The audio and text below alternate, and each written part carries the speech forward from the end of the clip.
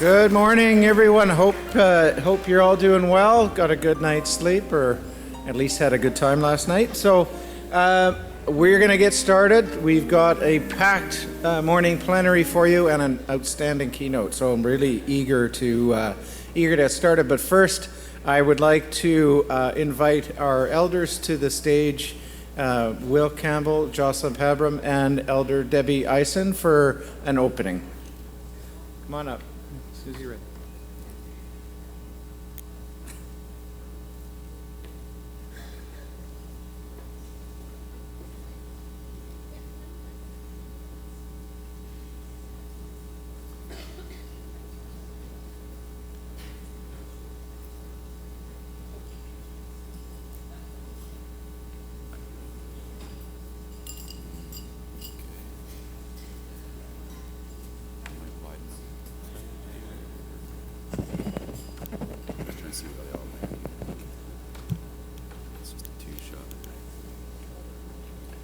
Good morning, everyone.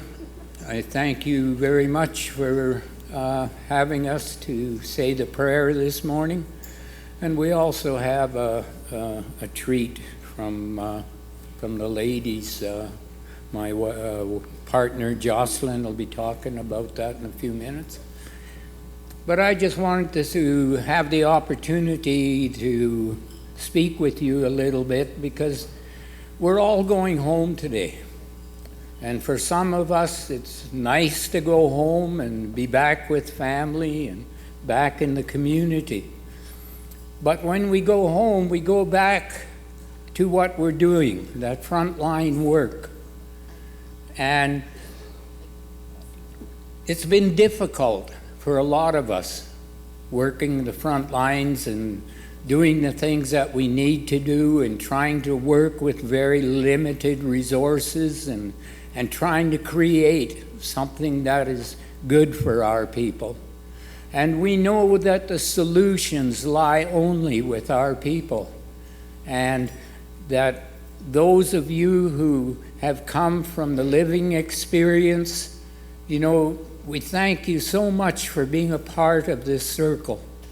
And I say circle because normally that's what we sit in. That's our discussions, so that we can all share equally. But your voice is what tells us and guides us for the work that we need. And I talked to my friend yesterday, and I listened to the things that he had to say, and it was nice to share that.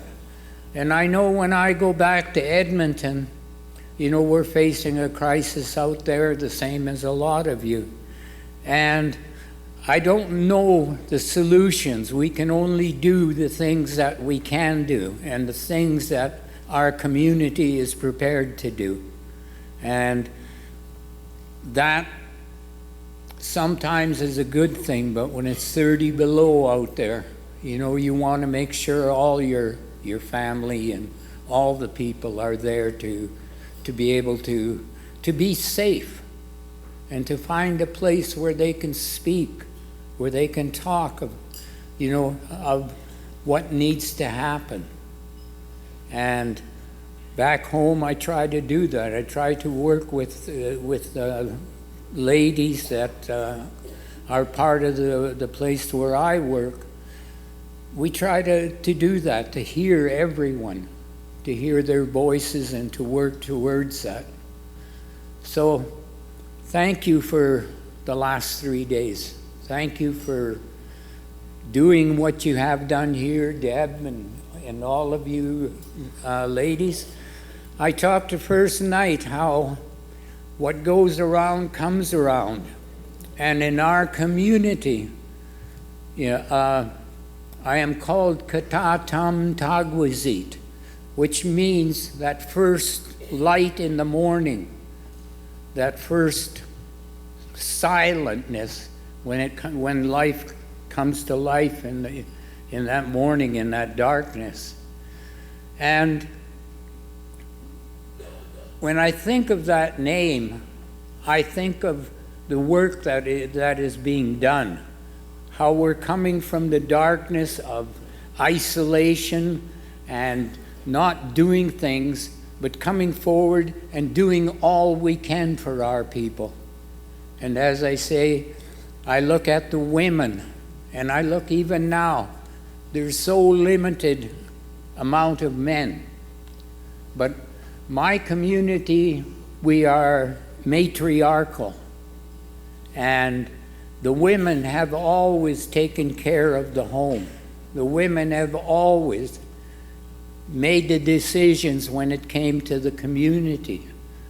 And when I work out there, I see a lot of the women coming forward and providing that direction, providing that strength. And it's a real honor. I look at the chiefs in the communities across Canada now, a lot of them are women. And in my community, the reserve where my family comes from, we have a chief. She's been there, I think, for 16 years now.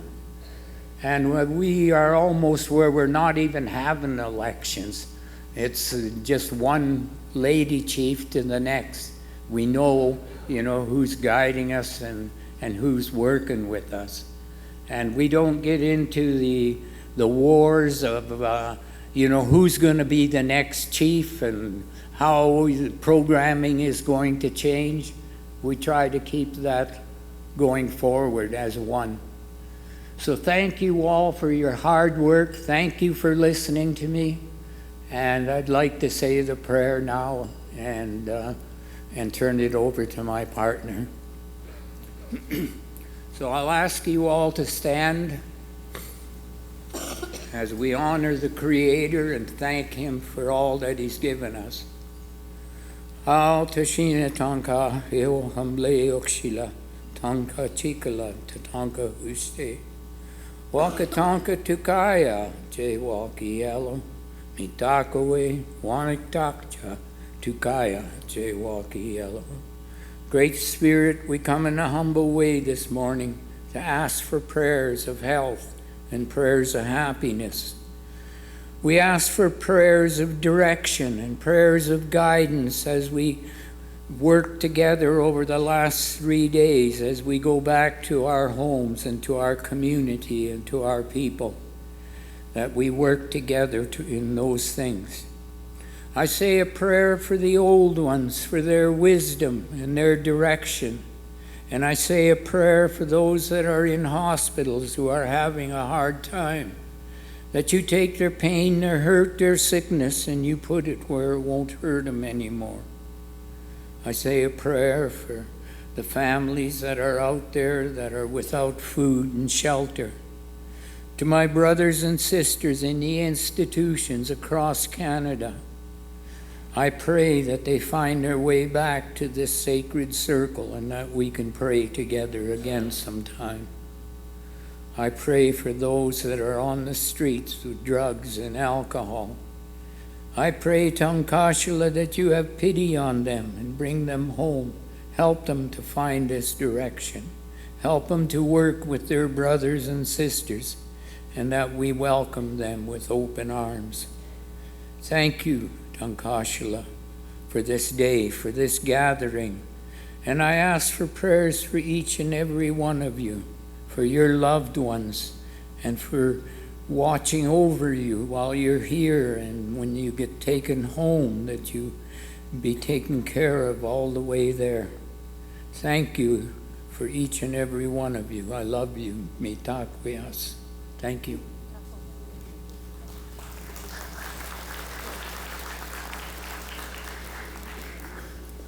Bonjour.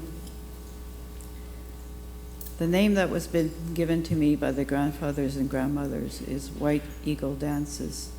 And the other name that was bestowed to me this year is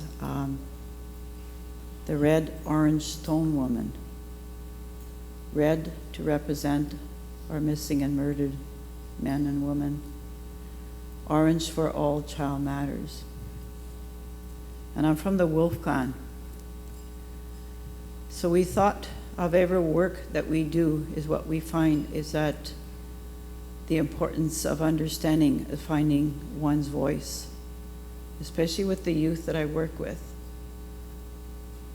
is to try to pass that knowledge, that understanding. And often we find that our songs and our stories helps them find themselves.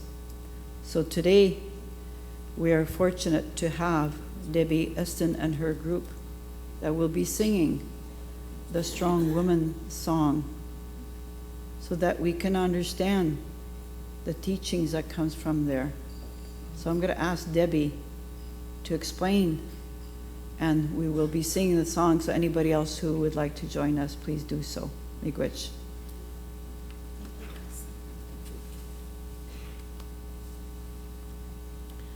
Ani Buju, Wiliaksakpu, Bomatan, good morning, everyone.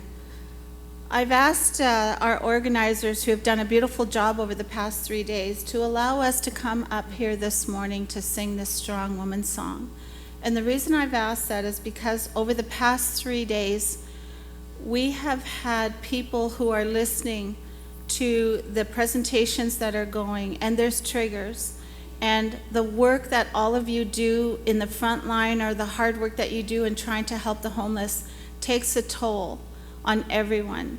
So what we would like to do, this group of beautiful, powerful women here, and if there are any women out there who want to come up and join us on the stage, please do so now. But I wanted to explain a little bit where the Strong Woman song came from and why we are going to do it this morning. So originally this song was created for the women who were in the institutions. Every now and then they would notice that one of them would be missing. So they devised a way to keep track of each other, to send each other energy and power through their cells.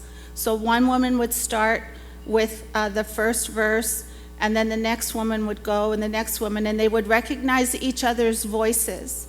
And when it was time for the next woman to go and her voice didn't come through, they knew that one of them wasn't there. And they would continue this until every woman's voice was heard in the institution. So today, with 2,000 people here, Tim will probably kick me out of the building if I said we're going to do 2,000 rounds. But today we're going to do 4 rounds. And 4 is an important number for us. The reason why I chose 4, it represents the 4 directions, the 4 seasons, the 4 colors, the 4 quadrants of our medicine wheel. 4 is very, very important, so we're going to do 4 rounds. And what I would like to do is ask everyone to stand, and then if you choose to, grab a hold of the hand of the person that's next to you.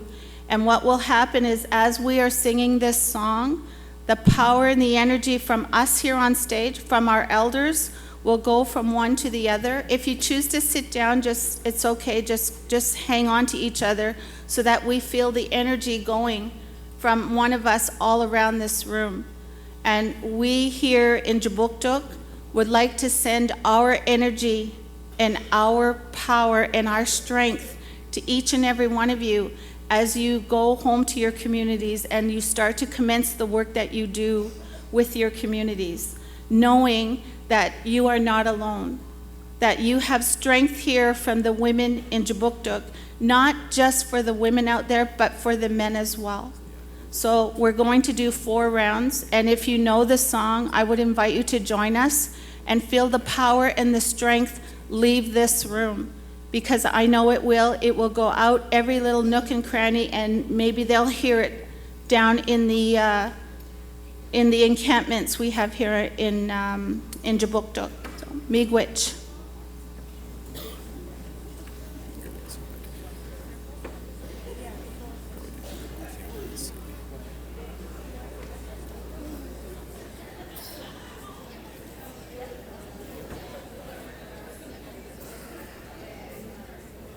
We'll just take a few seconds for those who want to join us up here to please come up and join us.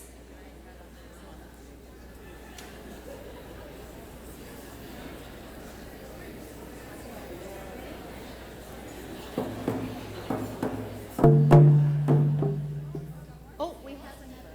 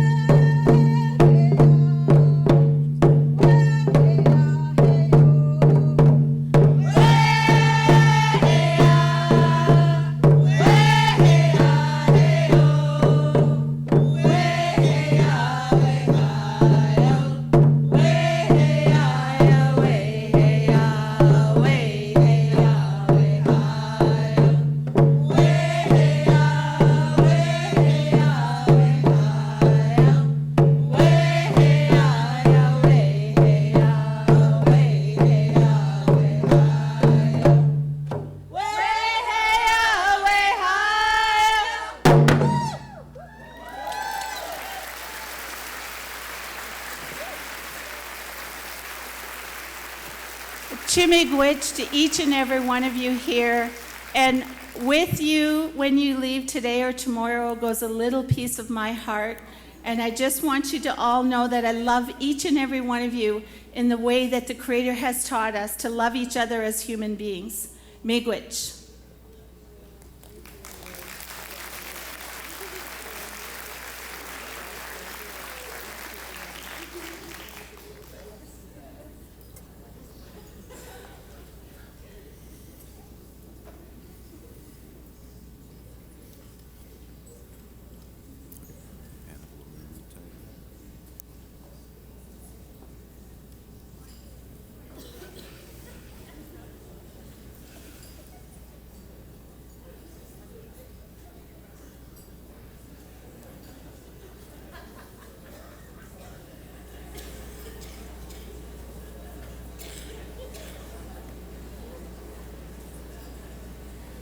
Wow, wasn't that something? Please another round of applause for Debbie and Will.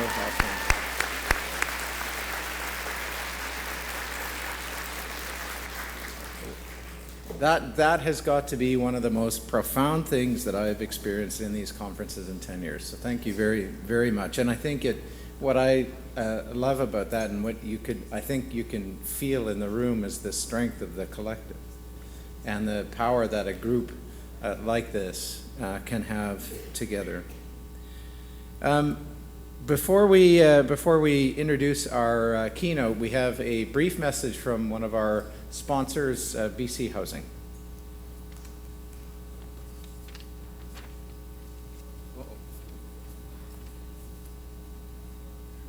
Not? We gonna try again or no? Okay, well, we'll try it a little bit later. So I am thrilled to be able to introduce our next keynote speaker, David Coletto. You know, there's a saying in politics that, and my friend Sam likes to use this a lot. He says that policy moves at the speed of public opinion. And we all know that homelessness was created by policy.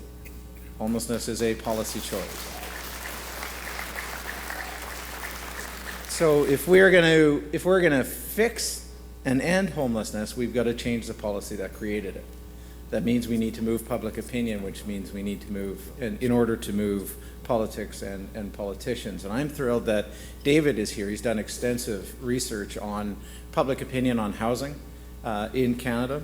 And that is really, really important for the work we're going to do. And he's going to talk a little bit about what Canadians are feeling about housing. And we are in a moment in time in Canada right now where we have an opportunity like we haven't seen for a very long time to finally reverse those policies. It's 40 years of policy that has thrown so many people onto the street and sadly to their deaths. So I am thrilled to introduce David Coletto. He is the chair, CEO, and founder of Abacus Data, a full-service market research and strategy firm based in Ottawa and Toronto.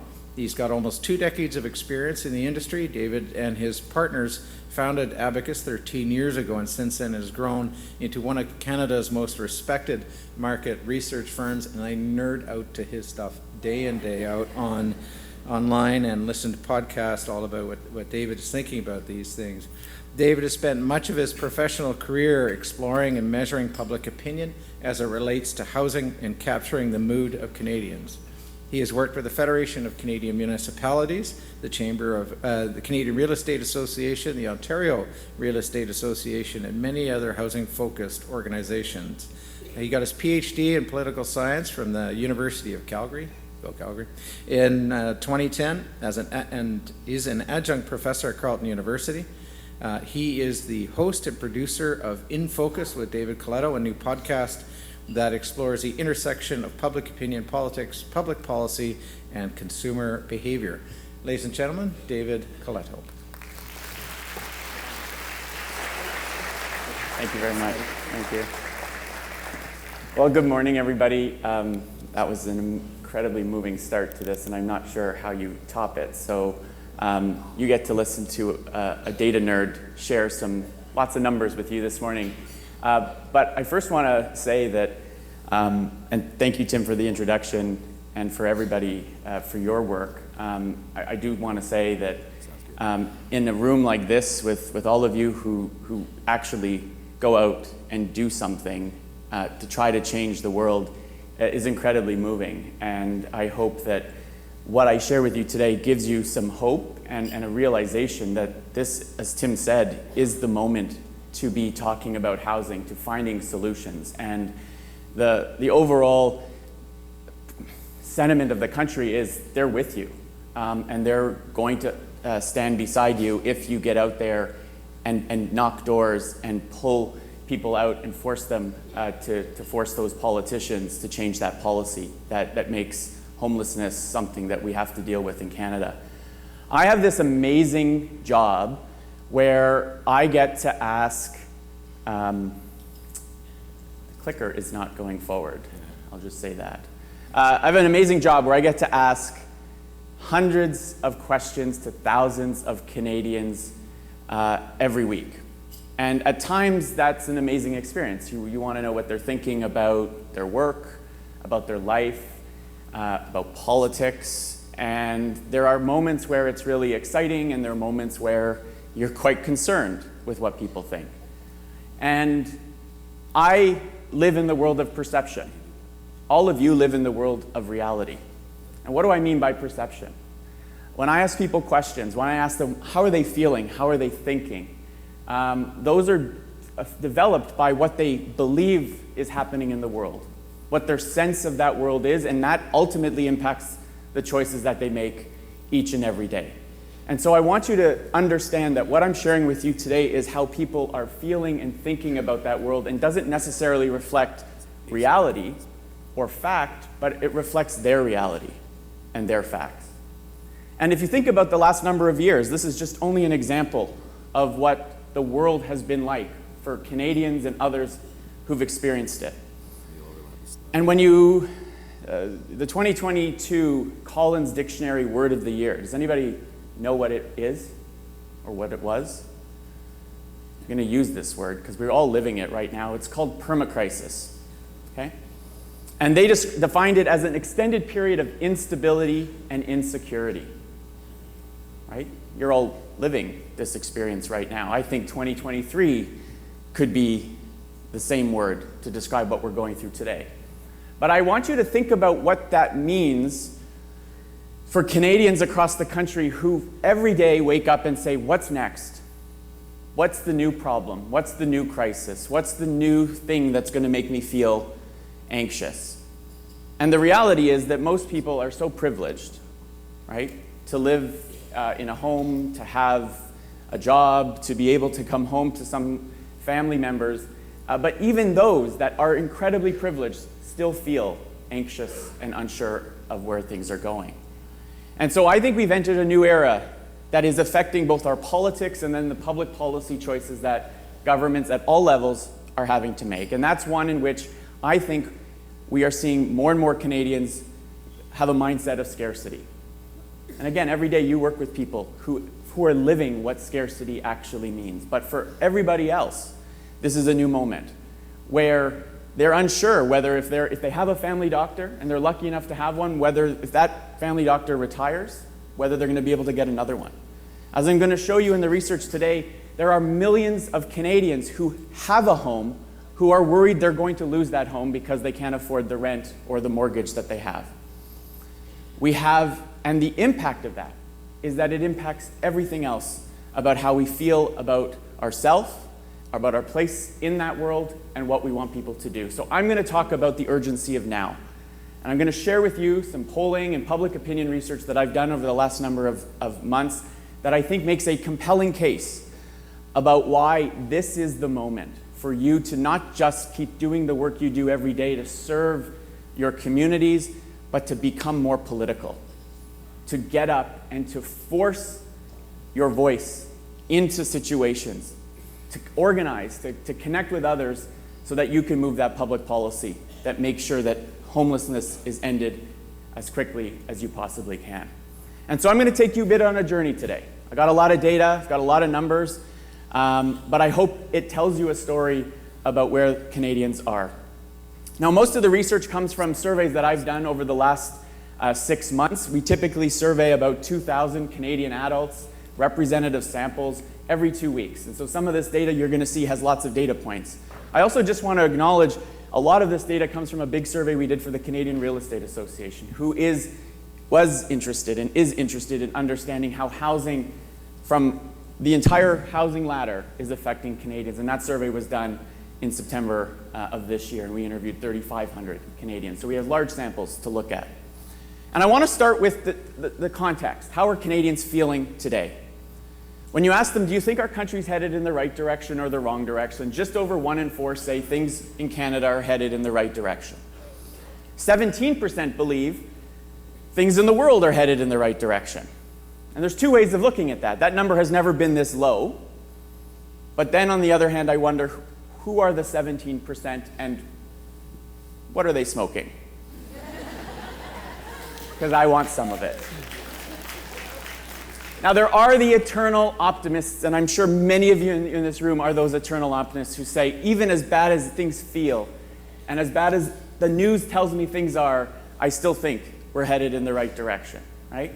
But the thing to keep in mind about the context in Canada, this is a trend line that shows the percentage of Canadians who thinks the country's headed in the right direction, and goes back right to January of 2020, before the global pandemic. And it's important to note that today, fewer Canadians think our country's headed in the right direction than felt this way in March of 2020, when all of us were told to stay home, that there was a dangerous virus spreading, and we had no idea what it would mean for us, for our families, for our friends, and for the world. So keep that in mind, right? Fewer people think that that country's headed in the right direction today. When we ask Canadians, what's keeping you up at night? And you don't give them any prompts and you let them write anything they want in the survey, these are the words that they use most often. And I've highlighted some that are obvious. Housing, rent, interest rates, right? The broader cost of living crisis that we're experiencing. Now, others talk about their health. There's mention of climate change. Ukraine shows up. But it's clear to me that at no point right now are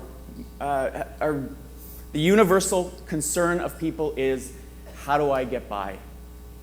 How do I live the life that I've come to expect, that I want to have, when the world feels like I need to do more and more and more with far less? When we ask people on a list, how worried are you about these different issues? And this is the percentage of Canadians who say, I am very worried or pretty worried about them. Most Canadians are worried about all of these to some extent, but you can see where homelessness and poverty fits. It's actually high up on the list. Cost of living is number 1, access and capacity of our health system is number 2, but homelessness is not that far behind. And when we look at differences across the country, there's no real big differences. Whether you live in Atlantic Canada here or out in British Columbia, clear majorities say homelessness and poverty are top worries for me. Whether you live in urban or suburban or rural Canada, people say homelessness and poverty are concerns for me. Now, we do see that those who make less household incomes are much more worried about it, right? Because they're living closer to that edge where they worry about it. So there is some difference based on socioeconomics, and there is a political difference. Those who support the Liberals or the New Democrats are far more likely, particularly New Democrat supporters, to say I'm worried about homelessness and poverty. But it's also important to remember, and I'm not going to ask you what your politics are. We're not going to get too much into the actual partisan politics today. But don't forget to remind, if you live in a constituent with a Conservative member of Parliament or a Conservative member of the legislature provincially, that half of Conservatives say they are very or pretty worried about homelessness and poverty. We disagree far less on this issue than others in Canada. And that's the starting point to finding consensus and getting everybody moving together forward. Now, the other side of the housing issue is, I've been studying this for almost a decade. And if you ask Canadians generally, maybe 7, 8 years ago, whether they were concerned about housing, there was a sizable group who said yes, but it was usually isolated to those either working like you in the sector, helping those who don't have a home get one. Younger Canadians who wanted to buy a home and felt left out of it, or those living in larger urban centers. Think Vancouver, Toronto, Montreal. Today, I'm here to say that concern about housing and the scarcity around housing has made it a universal concern. 3 in 4 Canadians say housing in their area is unaffordable. When we ask them to describe the housing market where they live, this is what they say. Expensive, unaffordable, crazy, high prices, bad, right? There's no good words being used to describe it. And this is not surprising if you follow any news these days about how quickly rent's rising or how expensive it is to own a home. And even if you're lucky enough to own your home and you have a mortgage, you know that that mortgage is going up significantly because of interest rate increases. When we ask Canadians, what do you want the federal government to prioritize? And we give them a long list. And we say, how much of a priority should it make it? 82% say housing affordability should be a top priority for government, higher than everything else, including cutting taxes, which I can tell you is usually the most popular thing that a government can offer people, especially at a time when cost of living is rising. So housing affordability is the thing Canadians want the federal government, and I suspect the provincial government and municipal governments to focus on. And the reason is they're deeply dissatisfied with how governments have performed so far. And no level of government is immune. When you ask Canadians, how satisfied are you with the federal government, provincial government, your municipal government, and how they've dealt with housing, you can see pretty universally, large majorities say, I'm unhappy with that. So a pox on all your houses. There's unity on that. But with that unity comes an opportunity for action and an opportunity to drive people forward. What I want to share with you now is just how much impact the housing crisis has had on all Canadians and the scale and scope of that change, and why I think it's so important that this crisis be solved as soon as possible. When we ask Canadians, how has the housing prices and the cost of living around housing impacted you? And this is the percentage of Canadians who says it's had a significant impact on my life. 41% report financial hardships. A third of Canadians say my quality of life has been impacted because of this. A third say my mental health is worse off. A fifth say it's affected my relationships and my families, and 1 in 5 say it's even affected my physical health. We know that housing and anxiety around being housed, as you know full well, has a huge impact beyond just my ability to have somewhere to sleep or to live every day. And when you look at it across the country, more than half of Canadians say the rising cost of housing has forced me to reduce spending on food and groceries. Half have reduced emergency savings. More than a third are delaying debt payments. A third have had to cut transportation costs, and a third have had to delay retirement savings. The impact of housing on everyone is substantial, and it's showing up in the research that we're doing. But it's not just their day-to-day lives. There's a bigger story here about whether Canada can be a productive, competitive country, whether our economy can grow. We're finding close to a third or more of Canadians are saying it's affecting their productivity at work. They're either working more hours or more jobs in order to pay the rent or their mortgage. They're experiencing stress or distraction at work as they think about, how am I going to do this? Will I be evicted? Will I be able to afford a home? I'm about to have a family and I have no room for that family to be. All of this is affecting our productivity. A third of people have considered changing jobs or sectors because they can't find work in the sector they want to do because that may not pay the bills. And then finally, most interestingly, is 1 in 4 Canadians say that the housing crisis, the cost of housing, has delayed career advancement. That they've had to choose more affordable housing than perhaps moving to a community where that opportunity exists. And so the impact is great. And if we talk specifically about renters for a minute, some startling statistics. 40% are very concerned, not just concerned, but the most extreme answer on our survey are very concerned about having to pay a hike in rent.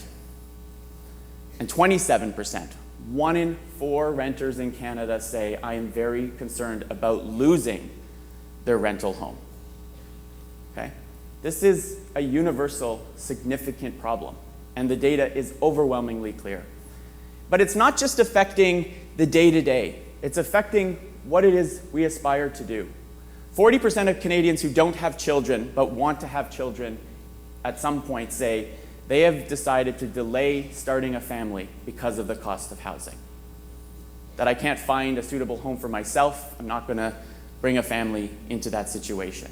And we're at a time when Canada's getting older, that the number of Canadians aged 85 and older is going to triple over the next 20 years, and the housing crisis is basically saying and causing us to not replace that population, to grow fast enough. And what about the most financially insecure? And I define them in my survey as those earning less than $50,000, who have high levels of debt, who live paycheck to paycheck, and who describe their own personal finances as poor. You have to check all four of those boxes. And everyone has a different definition of what that is. But I, again, look at it from a perceptual perspective. Yes, there's actual income and actual insecurity, but there's the perception of insecurity that's just as important. How are they feeling? Well, the reality is, and there's lots of data, they are more likely to say they're concerned about housing, that the financial impact is causing them stress and mental health. But this number should scare every single one of us.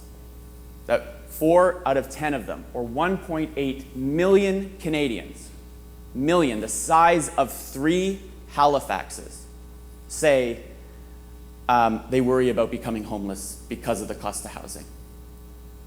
Okay? If that is not a politically motivating stat, I don't know what is.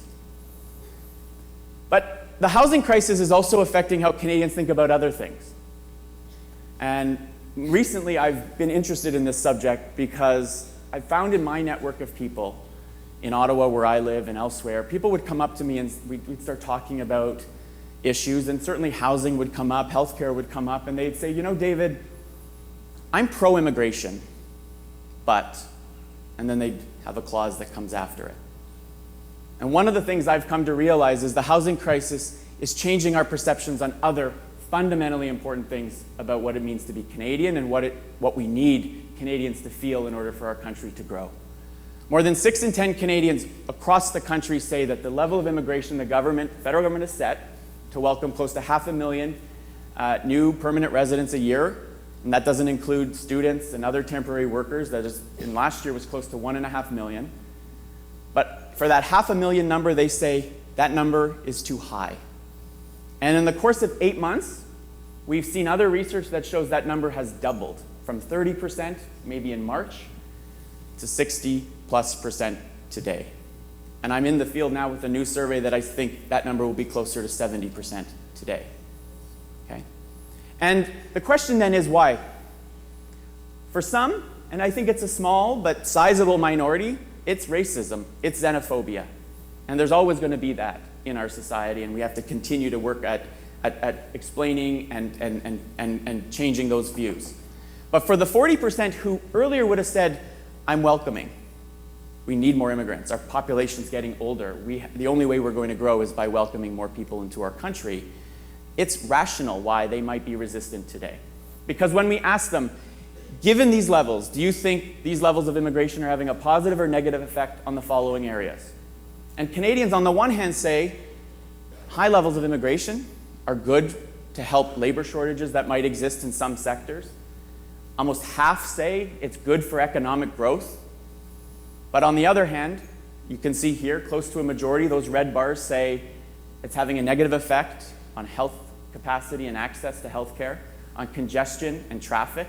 And you see what most people point to? 60% say that these immigration levels are making housing less affordable and accessible for me and my family. And so in an era of scarcity, when people feel the things they rely on, healthcare, housing, good paying jobs, when those things feel under threat, the natural reaction is to say, why? And too easily do we point to immigrants. So I don't think Canadians are anti-immigrant. I don't think the majority of Canadians are even anti-immigration. But they're saying to policymakers, you knew we had a demographic problem. You knew we had to grow our population rapidly, and you didn't plan for this problem. And so now we're in this crisis that we're in. And so if we recap then, the housing crisis is causing people to delay family formation. It's causing mental and physical problems with millions of people across the country. It's impacting our Canada's productivity. So if you're speaking to business leaders who are also talking about housing, they're framing it through that lens, which is okay. We want to bring everybody together to solve this problem. It's creating resistance to immigration, and it's even dividing generations, right? Because when scarcity is at the top of our minds, it leads us to zero-sum thinking. It leads us to say, if one person's gaining, then another one must be losing. That if I'm losing, someone else is gaining, and how do I get what they have? Instead of realizing that if a rising tide will lift all boats, right? And there's a positive sum perspective. And so that's the threat. That's the threat, and it is impacting our politics. I'm going to speak only briefly about our politics because it's something that I do a lot of work on and I'm fascinated by as a political scientist. But in the short 5 months, I've seen a significant shift in how Canadians are viewing their choices at the federal level and what that might mean for our country going forward. If you ask Canadians today, and this survey was completed last week, if an election were held today, how would they vote? 39%, almost 4 in 10, say they would vote Conservative. The Liberals are at 26, and the Democrats at 18, the Bloc at 7, the Green Party at 5, and the People's Party at 4%.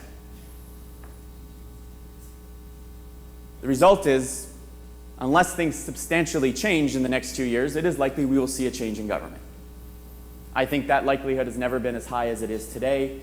Whether you ask about the Prime Minister's approval rating, how they feel about him personally, the direction of the country, all of those are as bad for the Liberal government as they've ever been. And the result has been more and more Canadians are looking at Mr. Poilievre and the Conservatives and saying, well, things couldn't get much worse, right? I think that's how you get Donald Trump, frankly. Now, I'm not somebody who's going to make any normative judgments on whether that is a good thing or a bad thing. That's not my job. I'm sure there's opinions in this room about that.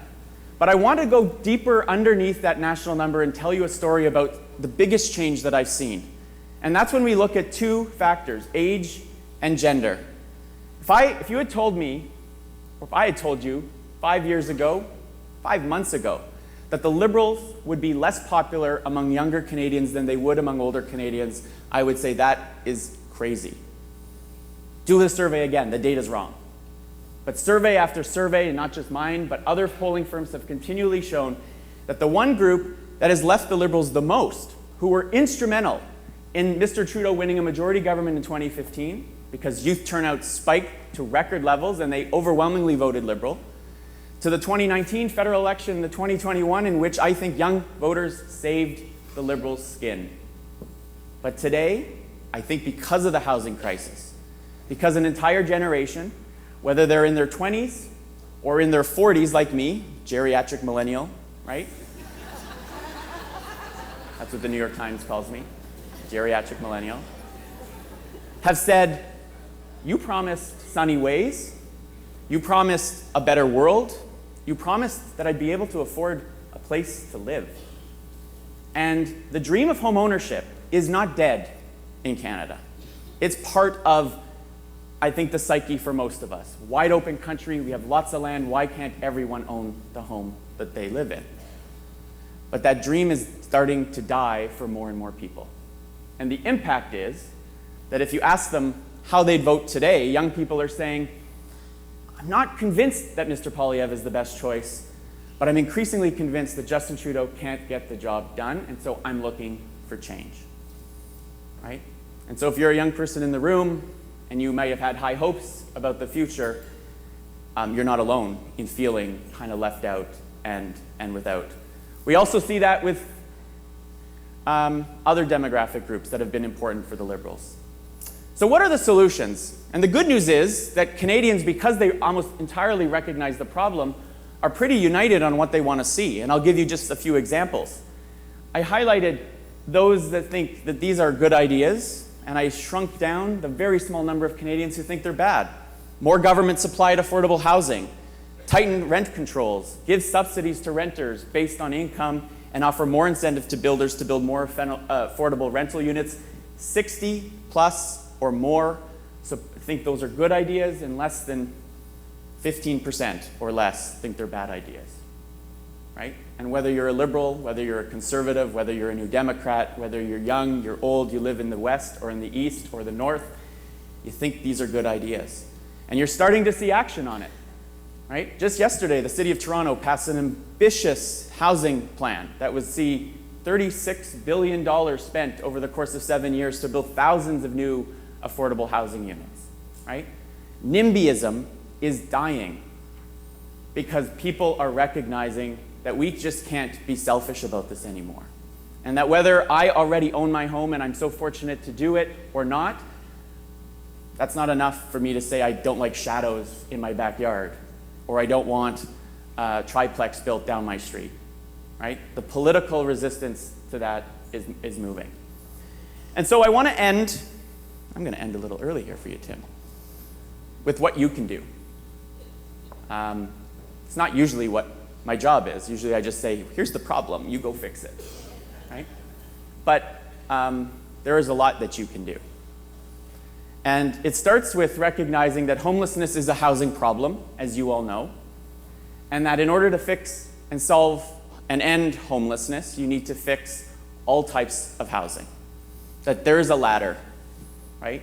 That we recognize that if we don't build enough student housing, then students are going to take housing, and there's going to create incentives for landlords to turn that housing that might be normally for families into student housing, right? And if we don't build enough affordable housing, then people unfortunately turn to parks as a place to live. So we have to talk about housing from one end of the spectrum to the other and find solutions for it. We have to speak to baby boomers, like my parents who live in suburban Toronto in a house that's far too big for the two of them, right? And for the one time a year, or not that many, I visit my parents far more than that, but the few times a year that I go home, and she's like, well, I'll have your bedroom still ready for you, David. Now, they want to downsize. They don't need that home, but we're not building homes that are appropriate for them, right? And so we need to build appropriate homes for every generation and every part of the cycle of someone's life. And I want to give kudos to Tim and others who have built the National Housing Accord that lays out a plan, an ambitious plan that it requires private sector, public sector, and government, and non-for-profit to work together to solve the housing crisis. So congrats, Tim, on that work and everyone involved in it. Everywhere I go, I'm so fortunate to speak to people right across the country. Housing comes up in conversations. My students at Carleton, that's all they think about. That is all they think about is, what am I going to do when I graduate? Can I afford a place to live? And it's not even, can I buy a home anymore? It's, can I afford the house that I rent right now? Can I leave my parents' home if I'm fortunate to still have parents who let me stay at home? But the work against, but my advice is also, as all of you are working to find people homes who don't have them, is to not forget the aspirations that people have to own a home. It is not, I think, a vice to do the work that you do every single day and at the same time recognize that people ultimately want to own a home. And I'll give you an example of it. We asked a question on a survey in September, and we said, imagine two candidates were running to be Prime Minister. And when asked the question about home ownership in Canada, they answered it in the following ways. Which candidate would you be more likely to support? Now imagine a candidate said, we need to keep the dream of home ownership alive in Canada. That means doing everything we can to build new homes, support people who need help with the down payment, and building a ladder of opportunity to get everyone into quality, affordable housing. Okay? Now, the other candidate says, well, maybe we need to realize that owning a home isn't a right, and that as our country grows and land becomes more scarce in our big cities, renting is a viable option, and we should focus there. Now, I hear that, right? Maybe Toronto needs to be like London or Paris, where you just don't believe you can own. Or cities like Vancouver We just say it's got to be renting. Well, I'm here to say that right now there's not much audience for that, because when you look at the breakdown, the candidate who says we need to keep the dream of homeownership alive wins in a landslide every time. But what's even more important to note, when you ask those 15% of Canadians who I described earlier as the most financially insecure, the ones who say to me, I feel like I could be homeless at any moment, they're the ones who are more likely to say, but I still aspire to that. I still believe that's a dream that I want to continue to believe is possible. And so I share this with you because I think as you think about the language that you use to describe the challenge and the crisis you're working to solve every day, is to not forget what people aspire to achieve and to keep working to that ultimate goal that every single Canadian has the ability, if they choose to own their home. And so I want to end with some numbers because I think your voice is essential in moving the needle. I actually think, and Tim and I will talk more about this later because I've been thinking a lot about this speech and being in Halifax and seeing all of you inspiring me, that it's actually much more politically expedient, and I'm talking pure political strategy for a moment, to solve the homelessness crisis immediately than to do anything else on housing. And why is that? Because for Canadians who are fortunate enough to be well off to afford a home right now, the image of people not having a home troubles them. It is the visualization of what they think is wrong with our country. When you hear Canadians say Canada's broken, it's because they see homelessness in their communities. It's because they see people who are addicted to substances and have mental health disorders. It's a signal not that those people are bad or they are made mistakes or they are wrong. It's simply that the system is broken. And so the fastest way to start to change people's perception that the system is moving in the right direction is to cure the things that they see around them every day. And so the way to challenge that 58% who say they are worried about homelessness, part of it is that their heart breaks for the people they see struggling every day, but part of it is they think their country isn't living up to its potential and that what it should do.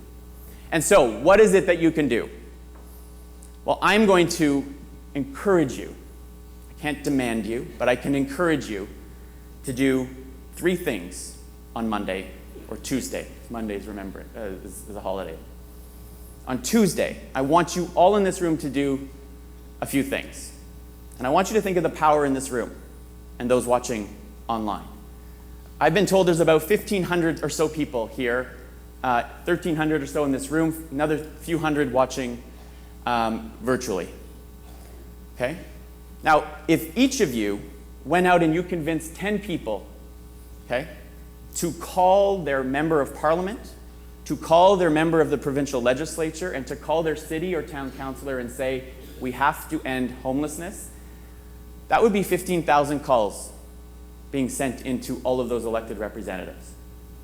Now, the second thing you need to do is convince them to convince 5 more people to do that, and you get 75,000 calls into elected officials' offices.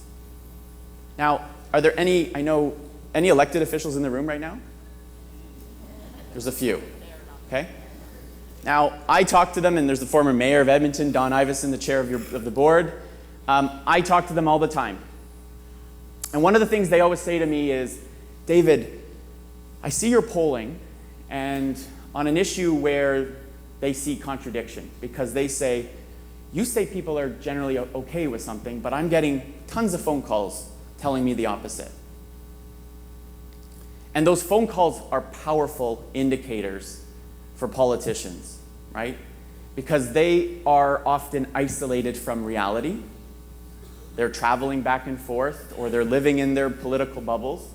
But the interaction they have with constituents, to them, is such a powerful indicator to what matters to people. And so if they get 20 calls on Tuesday, 20 calls to that MP's office, they will notice it, right? If they get 30 or 40 or 50 calls, they will really start to notice it. And that's just the starting point. I'm not saying make a call and then it's over. Because the next step is, I think you have to get involved, right? You have to suck it up and figure out how to change the political system by getting into the political system.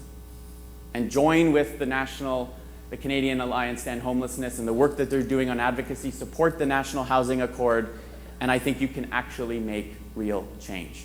And so I want to end by reminding you and everyone out there who knows this because you live it every day, is that housing is at the center of everything.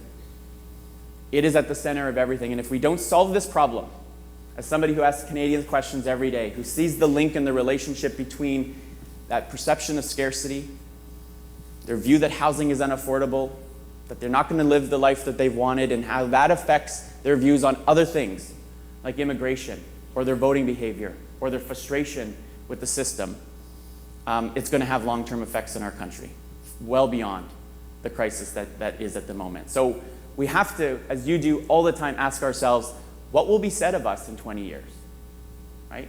We know this is a crisis. And this is like climate change. It is like other crises that people can feel overwhelmed by, but I think we have to solve today. So I really do appreciate you giving me a few minutes to share my thoughts. I will say one more thing, because I'm going to do a plug. If you are a nerd like me and you like polling data, I have a Substack, I have a newsletter. You can subscribe here. My phone number's there if you want to chat or send me an email. I really do appreciate the time, and good luck and safe travels back home. Thank you.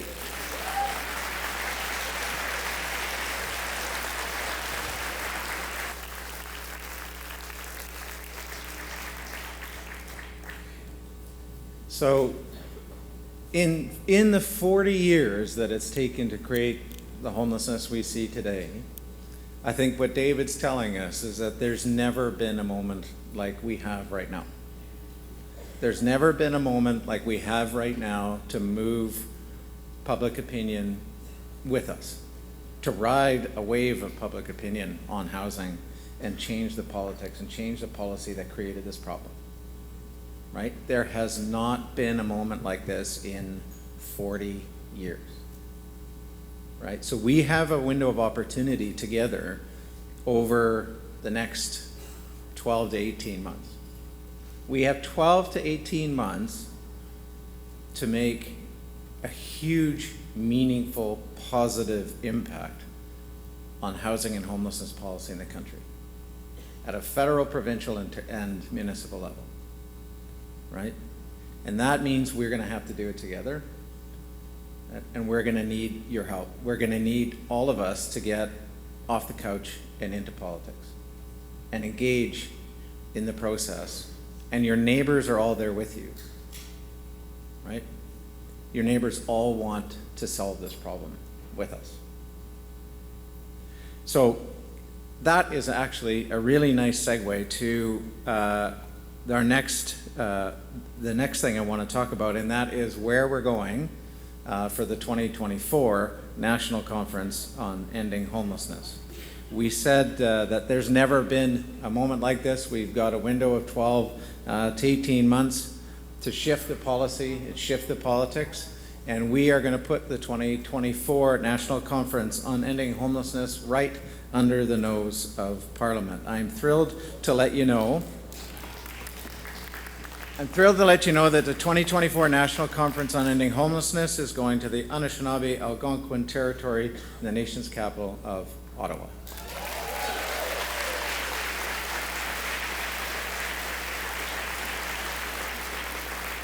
And I think we have a couple of videos from our friends in Ottawa.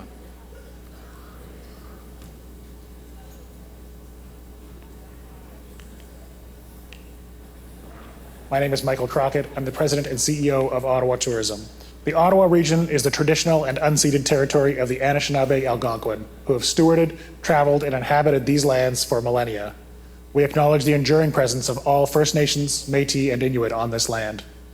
And Ottawa is honored to be hosting the Canadian Alliance to End Homelessness in Ottawa, our nation's capital, October 29th to 31st, 2024. Les défis auxquels nous sommes confrontés pour mettre fin au sans-abrisme ne sont pas seulement une question régionale ou provinciale. Il s'agit d'un défi national qui nécessite un effort uni. Ensemble, nous pouvons faire la différence. Let us reaffirm our commitment to end homelessness and work relentlessly toward achieving that goal. The Canadian Alliance to End Homelessness has an essential role to play in the journey, and we stand beside you, ready to support and champion your efforts. Ottawa looks forward to welcoming you in 2024. Hello everyone, bonjour tout le monde. I'm very happy to share that Ottawa will host the annual Canadian Alliance to End Homelessness Conference in November 2024. And while we play host to many conferences in Ottawa, I am especially proud to welcome hundreds of experts in preventing and eliminating homelessness for their meeting. Alors que nous accueillons de nombreuses conférences à Ottawa, je suis très fier de recevoir des centaines d'experts de la prévention et de l'élimination de sans-abrisme pour leur réunion. Here at the City of Ottawa, we are working tirelessly to address homelessness in our community and to work towards eliminating chronic homelessness. Whether it's through our term of council priorities, establishing an emergency shelter crisis task force, advocating for Ottawa's fair share of funding for our most vulnerable residents, we are making strides in addressing the needs of our most vulnerable. We still have a lot of work yet to do, and we're very excited that the Canadian Alliance to End Homelessness Conference will be coming to Ottawa. I look forward to welcoming you all to Canada's capital to share your innovative ideas, your best practices, and your lessons learned. Thank you. Merci beaucoup.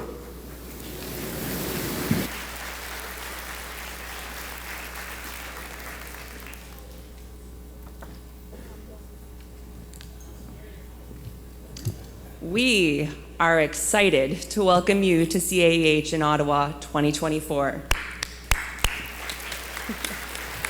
Ottawa is located on Anishinaabe territory and specifically on unceded Algonquin territory. We recognize the two closest Algonquin First Nation communities, Kitigan-Zibi and the Algonquins of Pikwakanagan. And today, Ottawa is a gathering place for First Nations, Inuit, and Métis from across Canada. Together, the Alliance to End Homelessness, which represents 75 social service organizations in the city, and the Ottawa Aboriginal Coalition are going to be co-hosting the conference with you next year. I'm Katie Burkholder-Harris. I'm the Executive Director of the Ottawa Alliance to End Homelessness. And when we like to be more self-important, we say we're the Alliance to End Homelessness in Ottawa, and people think we're the Canadian Alliance, which is lovely. So I just want to share that, sometimes we know that Ottawa gets a bit of a rep for maybe being a little boring. I want to assure you today that that is not true. It is very false. We are much cooler than you think, and some of the things we're excited to share with you are a variety of museums. You can do free yoga on Parliament Hill with about 500 people. You can hike, bike, and go on ski trails just 15 minutes from the city in Gatineau Park. You can take in some drag queen karaoke while you're here. There are loads of delicious food options for folks right by the conference center. And in our city, you can skate to the pub. We will show you a good time. But in addition to that, we are looking forward to delivering a conference that not only brings together communities from across the country working to end homelessness, but to share our local expertise and the unique place that we do hold in the country.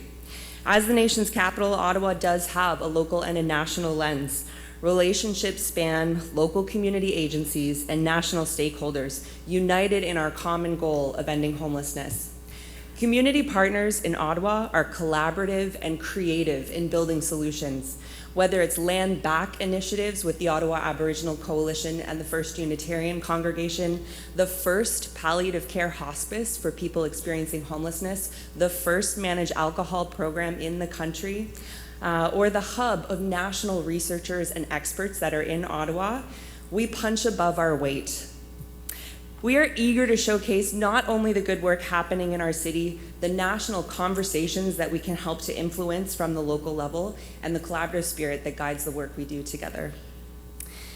At the core of our collective work, we know that everything starts with home.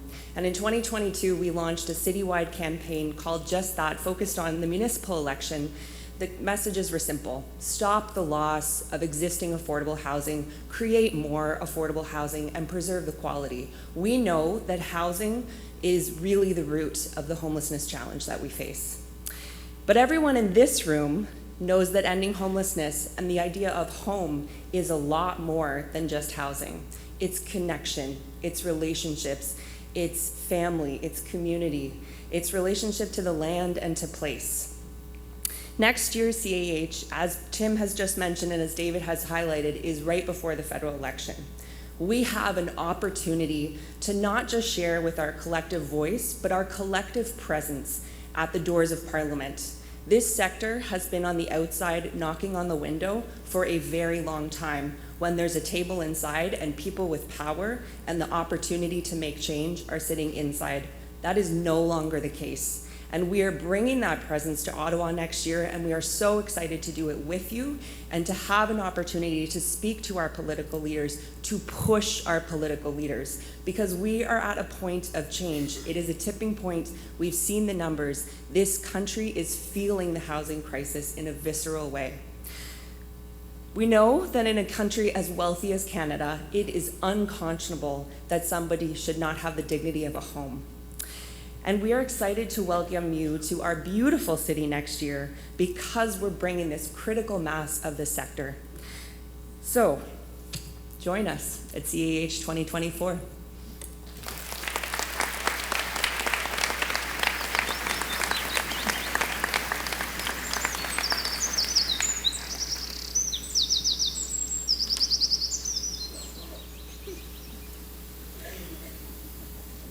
What do I need for it to be a home? You need to take inventory to know what you've got, what starts with home, so that then you can figure out where you could go. To me, home is where my kids are, where my family is. That's why home is important, because that's where you begin to feel safe in yourself. That's how you learn, right? That's part of messiness. It's a chance to say, I'm here, I'm landed, and now I can grow. Ottawa is growing at a fast pace. We're over 1 million people now. For every one home that's built under government-supported programs, we're losing more than 7 in the private market. It's a whole generation of people who are being lost because they're driving until they qualify for a mortgage. We've all decided to grow vegetables because the cost of living is out of control. If it weren't for nonprofit housing, we would not be here. Who gets the place at the table? When we rob people of the human right to be housed and to have a sense of home in their community, we are inherently stripping them of their dignity. I know when it feels precarious. You're so worried about where am I going to land? Is it going to be safe? It takes up your entire brain. Now, because of inflation and because everything has skyrocketed exponentially, it's no longer a niche. There's a tension between resiliency and fragility. At the beginning of the pandemic, I just bought the business. I had taken out a loan and then everything changed. So things were really tight here. I opened up my fridge and I was like, I don't have nourishment for my son. And I'm so fortunate because I have this amazing family. A home isn't just the building that you live in, it's the neighborhood that you live in. The infrastructure of people. People gotta get out of their houses and realize that there's other people they can connect with. Conversations really matter. How is the voice being heard? You're not a statistic. You belong to this place. In some ways, we're all stewards of what's available to us. I know everybody that lives in my building, and we say hello to each other. Consider your unhoused or unstably housed neighbors your neighbors. Hi, how are you? Can I get you a cup of coffee? It's so interesting that there are other people like having the same conversations about the same things at the same time. There's a lot more we can do and that we should be doing to help our friends. We should be inspired by ant colonies or like beehives and work together to build like one big shelter. You can show the world what's better. An ideal future for affordable housing in Ottawa would be stable funding, housing diversity, Access to amenities, access to green spaces. Quality housing, quality calories, quality community. We have the resources. I think it only comes when folks just like you open up to their neighbors. Ottawa, an accepting community built around people, getting out and getting involved. They thought Paris was the city of love. Look at the shape of our city.